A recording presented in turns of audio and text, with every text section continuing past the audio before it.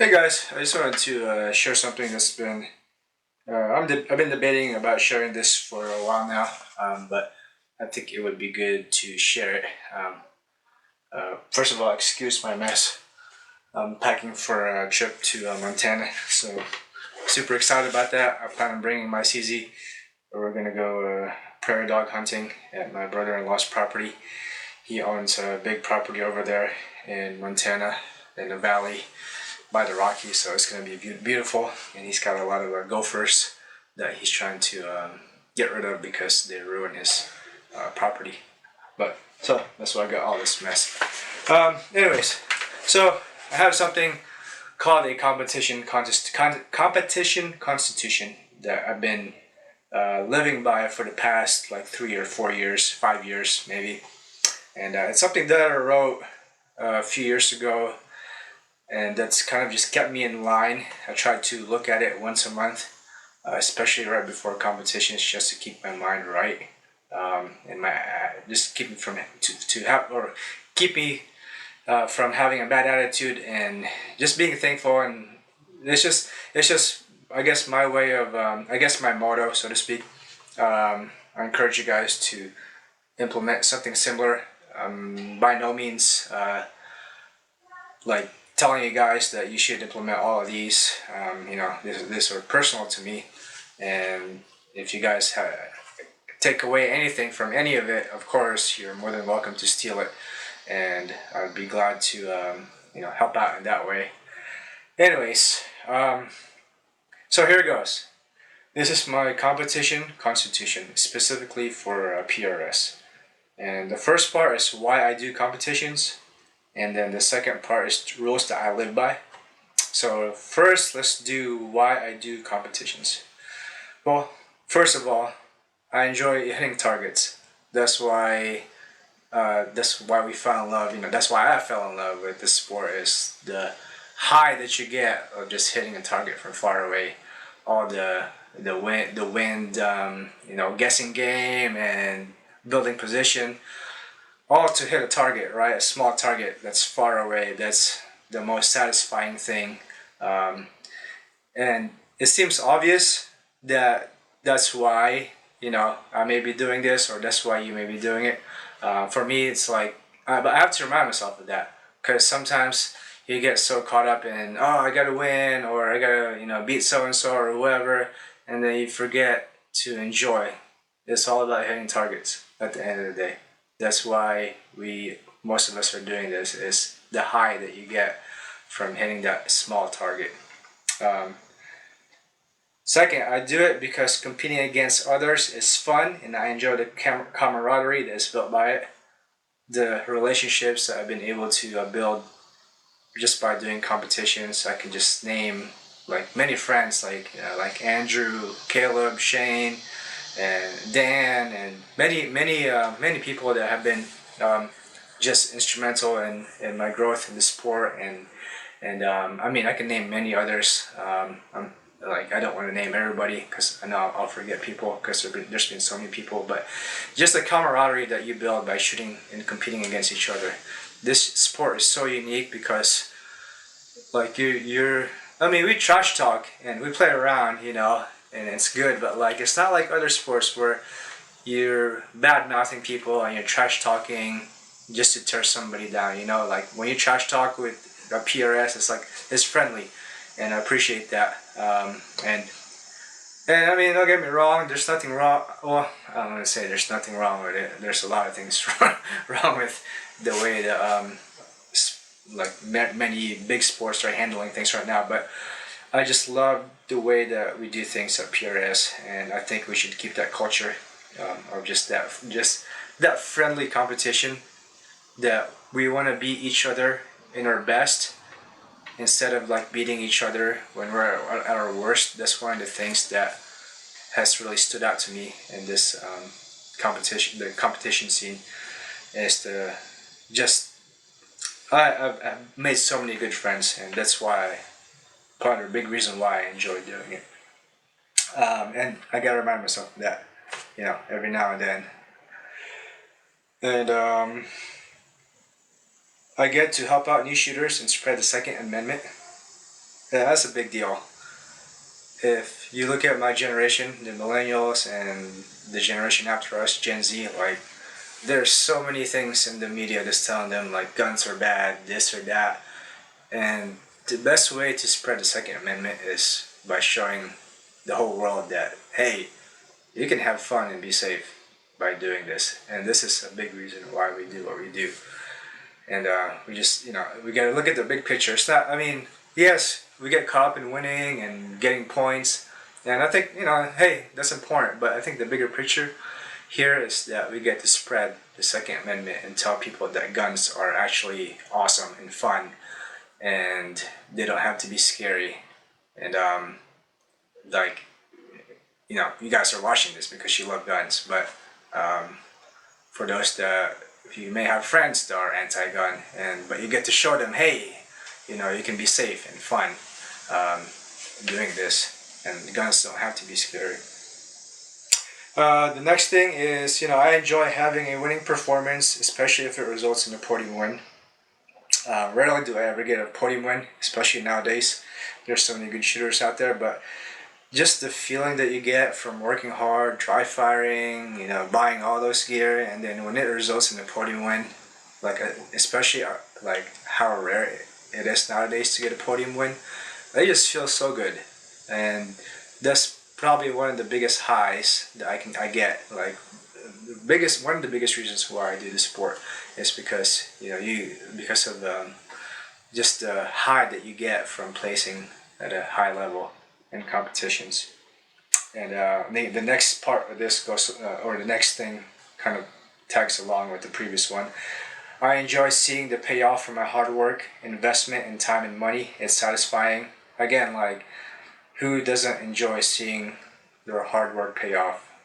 Your investment in your time, dry firing and practicing, and the money that you invest, and the travel expenses, hotels, and all that for you guys that travel a lot. It's fun, and this is why we do the sport. It's because it's a lot of fun. Last but not least, why I do competitions. This is my last reason, and then we're gonna go into the rules to live by. Is I do competition for the Lord's glory and because He enjoys seeing me do it. So I'm by no means pushing my religion to y'all. A lot of you guys probably know I'm a Christian, and I try to follow Jesus as best as I can. And I'm by no means telling you guys, hey, you have to do this. I encourage you to. It's the best thing that you could ever do in your life. But God created us for a purpose, and He's a good father who enjoys seeing his kids happy. And there's times where I just feel God smiling at me whenever I shoot, and like it glorifies Him. And that's probably the best reason, or the best feeling ever. And this is why I do competitions, and it's because of these things. Alrighty, now we're going to the rules to live by. Again, I'm going to go through these.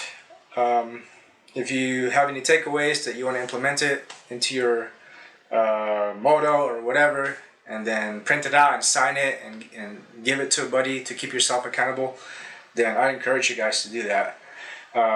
This is what I did a few years ago. Is I printed all this out, I signed it, and then I emailed it to a buddy of mine. Rules to live by. I will enjoy competitions. How many times have you seen that person who maybe they drop a lot of points and they just get discouraged? And it's like, why are you even doing this? Like, just have fun, I mean, it's easier said than done. Obviously, like, when you drop a lot of points and you work hard, like, it is discouraging. I'm by no means like negating that. And like, it can be tough, you do have bad days, but like,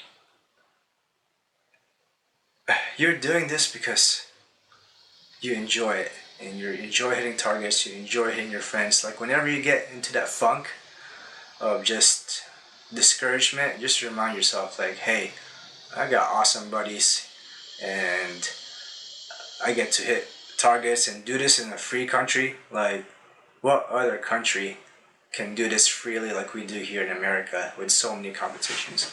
Like, we should be grateful for many things. So rules to live by. I will enjoy competitions. Number two, I will play with integrity and never cheat. And this is very important. And I would rather come in second place or third place because I was honest with an MD that I missed a shot when maybe he or she thought that I may have hit the target, but if I didn't hit it, I need to be honest with myself and keep myself accountable. It does not feel good at the end of the day if you miss a target and then the RO thought you hit it and then you just don't say nothing. Did you really win at the end of the day? I don't think so. That's just an example. You know what I mean? But there's many ways that integrity and not cheating can play out. Number three, I will help my fellow competitor by encouraging them, giving them good advice, letting them borrow my gear, and even praying for them. So, again, I mentioned it earlier, but I love this sport because a lot of people want to beat each other in their best, not at their worst. It feels good when I can be a top shooter at their best because I know that, hey, if I can beat them at their best, then hey, oh my god, that gives me a lot of confidence instead of just beating them when they're at their worst. So, for me, like if that means helping my buddy out with a wind call, they're asking me for wind, or me letting them borrow my gear or whatever, like I'm going to let them borrow my gear and give them wind call or whatever. Not during the stage while they're shooting, but before and after. We don't want to get in trouble. If I lose, I will congratulate my fellow competitor and shake their hands. Again, this goes back to good sportsmanship and not being a sore loser. If you end up losing bad or whatever, like I encourage you to go up to the winner and shake their hands. Hey, congratulations. I will not be upset nor down on myself. If I make a mistake, I will learn from it and quickly move on.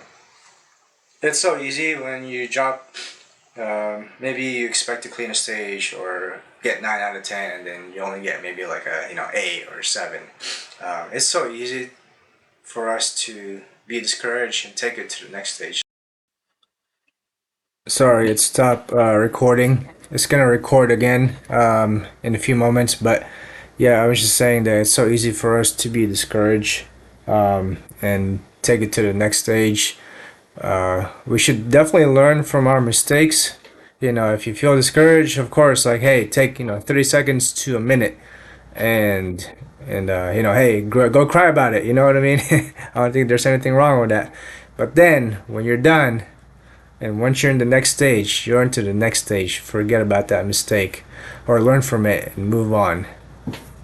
And then the next one is I will be honest and fair in my assessment of another company's products and services, but I will not slander them, even if I prefer a different company's gear and services.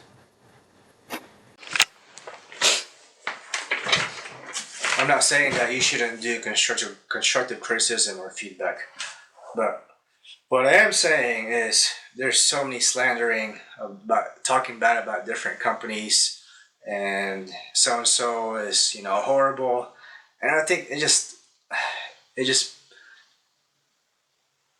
paints a bad picture for outsiders about the sport, and I guess it leaves a bitter taste. I think that's what I'm trying to say. It just doesn't look good.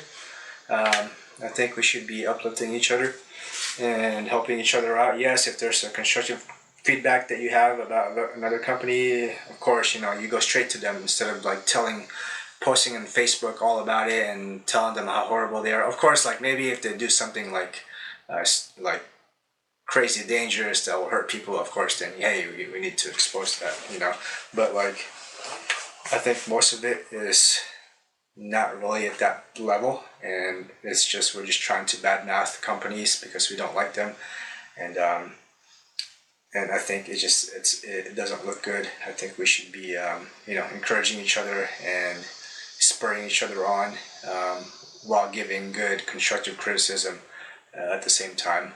and I see a lot of bad mouthing with different like people, big personalities. I'm not gonna name who. You guys probably seen it before. That it just doesn't look good, and I stay far away.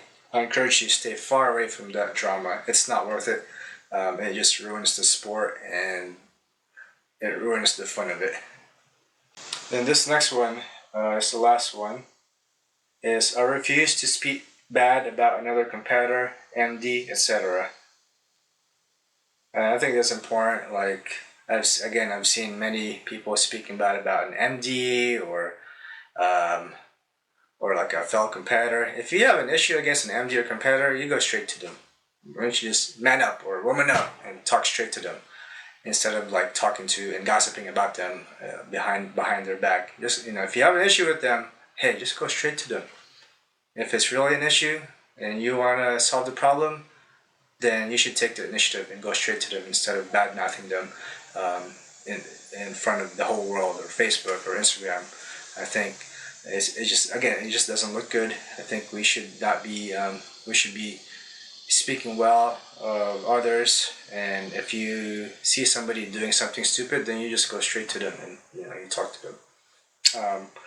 And then this last part is I will take a look at this, or I will take a look at this at least once a month and make any changes in my attitude that needs to be changed. And for me, I've had to look at this once a month because like it's so easy. Again, there's things in here. I'm not perfect. I'm not saying that I 100% live by these rules all the time, but at the same time I try to, and that's why I have to look at it every month just to remind myself. So hey, Chris, remember you're doing this because you enjoy hitting targets. It's not just about trying to beat this person or that person, but you enjoy hitting little targets, and it's really fun. And I think it's good to remind ourselves of why we're doing this sport. Well, I hope this has been helpful for you guys. And if you guys have any ideas or other things to things that you would probably implement, feel free to leave those in the comment box below. And yeah, thank you guys for listening. And I don't even know who listens to this, but thank you guys for those that listen to it and subscribe. And yeah, I hope this has been helpful. I just wanna leave a good legacy, like in this sport. I'm young. I'm speaking like I'm 60, right? I'm only like 35. I'm like leaving a legacy, But for real though, like we're gonna have to pass this on to the next generation. We have to look at the big picture, and I'm hoping the Second Amendment is gonna survive this generation. And the only way that it's going to survive is if we have a good culture as a as a people of Second Amendment, so to speak. If we have a good culture and we show everybody else that think guns are horrible, we show them, hey, you could be fun and safe in doing this, and maybe it will change some minds into supporting our side in the Second Amendment and how awesome it is. And believe it or not, I used to be anti-gun, like maybe like 15 years ago, until my friend convinced me how silly it was, and I really thought about it. It's like, yeah, that was silly. That was a stupid ideology.